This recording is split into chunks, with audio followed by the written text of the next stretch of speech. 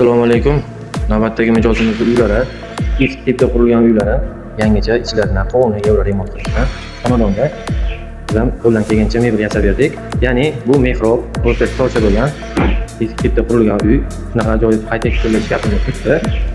Bu daxlida ichkari uyda bo'lsa, xuddi shunaqa bunday mehrobi bor, o'rtacha tocha. Bu yerga bemalol ko'rpa yig'sa bo'ladi, ko'rpacha yig'sa bo'ladi. Qanotga yig'ish qiyin, neudobniy bo'lib qolmaydimi deganlarga.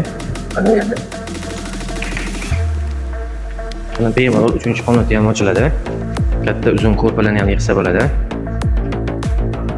Bu tomonda esa ajoyib yechim bo'lgan, bu tomonda ham osti sandiq bo'lgan.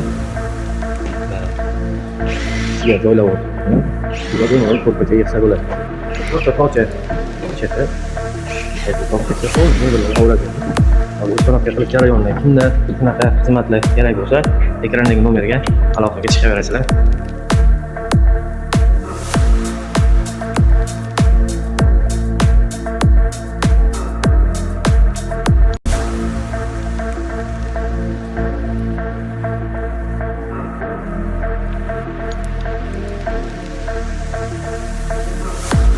Assalomu alaykum.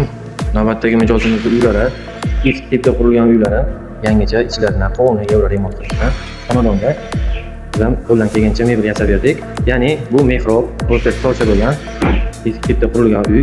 Shunaqa ajoyib qayta tiklash gapini tutdi. Bu daxlida ichkari uyda bo'lsa, xuddi shunaqa bunday mehrobi bor, o'rtacha tocha. Bu yerga bemalol ko'rpa yig'sa bo'ladi, ko'rpacha yig'sa bo'ladi. Qanotga yig'ish qiyin, neudobniy bo'lib qolmaydimi deganlarga. Mana bemalol 3-qanoti ham ochiladi. Katta uzun ko'rpalarni ham yig'sa bo'ladi. Bu tomonda esa ajoyib yechim bo'lgan, bu tomonda ham osti sandiq bo'lgan. Sizga joylab o'tirdim. Sizga bemalol ko'rpacha yig'sa bo'ladi. To'rtta tocha cheti. To'rtta qo'l bilan oladi. Ustonaga qilish jarayonida kimda shunaqa xizmatlar kerak bo'lsa, ekrandagi nomerga aloqaga chiqaverasizlar.